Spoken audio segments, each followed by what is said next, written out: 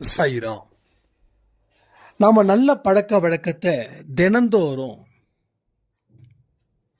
செய்துக்கிட்டே இருக்கணும். பிறரை தாழ்த்தி பேசுறதோ பிறரை கேவலப்படுத்துறதோ இருக்கவே கூடாது. கடவுளுக்கு நம்மளை பிடிக்கணும். கடவுளுக்கு நம்மளை பிடிச்சா மட்டும்தான் நம்ம வாழ்க்கை சந்தோஷமா இருக்கும். இல்லைன்னா நம்ம வாழ்க்கையில் தேவையில்லாத கர்மாக்கள் கூட பஞ்சாயத்து பண்ணிக்கிட்டே இருக்கும்.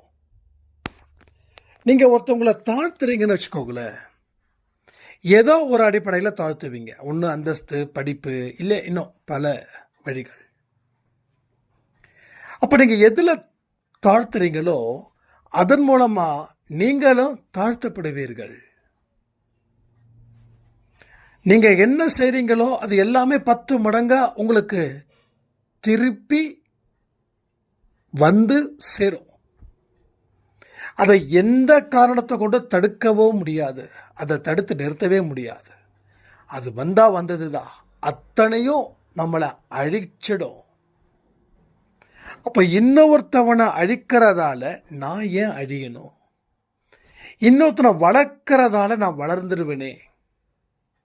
இந்த மாதிரியான எண்ணங்கள் என்னைக்கெல்லாம் நீங்கள் ஒரு மனுஷனுக்கு எதிராக செயல்படுகிறீர்களோ அப்பொழுது எல்லாம் இதையும் மனதில் வைத்துக்கொள்ள வேண்டும். அப்பொழுதுதான் நம்மளுடைய இடத்த நாம் வசதியாகவே வச்சுக்க முடியும். நீங்கள் வசதியாக வாழணும், அதாவது கம்ஃபர்டபுள் ஜோன், மைண்ட் அளவில். நான் லக்ஸுரி அளவில் சொல்லலை, மைண்ட் அளவில். உங்களுக்கு எந்த விதத்திலையும் எந்த விதமான தீங்குதலும் வரக்கூடாது. உங்கள் மனசில் பாரமோ அழுத்தமோ இருக்கக்கூடாது. அப்படின்னா பிறருக்கு நல்லதை செய்வதன் மூலமாக அந்த பலனை 10 மடங்கு நம்மளை சேருன்ற நம்பிக்கையோட உங்கள் பயணத்தை ஆரம்பிச்சிடுங்க. இல்லைன்னா உங்கள் பயணம் எல்லா இடத்துலையும் தடைப்படும். சேர வேண்டிய இடத்துக்கு சேர முடியாமலே போயிடும்.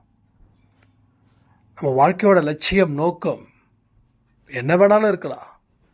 ஆனால் அதற்கு நிறைவேற்றுவதற்கு தெய்வத்துடைய அருள் வேண்டும், தெய்வத்துடைய அனுமதி வேண்டும், தெய்வத்தோட பார்வை வேண்டும். அது எல்லாம் இருந்தால் தான் இங்கே நம்ம ஒரு வாழ்க்கையை வாழ முடியும். அதனால் சாமி கும்பிட்டா பிரச்சனை தீரும், தீரும். ஆனால் மற்றவங்களுக்கு துரோகம் செய்துவிட்டு கோயிலுக்குள்ளே சாமியை கும்பிட்டா பிரச்சனை தீராது, பிரச்சனை வெடிக்கும். எல்லாத்தையும் செஞ்சுட்டு என் முன்னாடி நீலக்கண்ணீர் வெடிக்கிறிய, உனக்கு எவ்வளவு திமிர் அப்படின்னு சொல்லி கடவுள் உன் மேலே இன்னமும் அக்னி பார்வையால் பார்ப்பார். அதாவது சாதாரண உதிக்கிற சூரியன் இப்போ இருக்கக்கூடிய வெயிலுக்கே உடம்பெல்லாம் என்னமோ பண்ணுது. ஆனால் கடவுளுடைய அக்னி பார்வை மட்டும் உங்கள் மேலே பட்டுச்சுன்னா என்ன நடக்குன்றதை யோசித்து பாருங்கள்.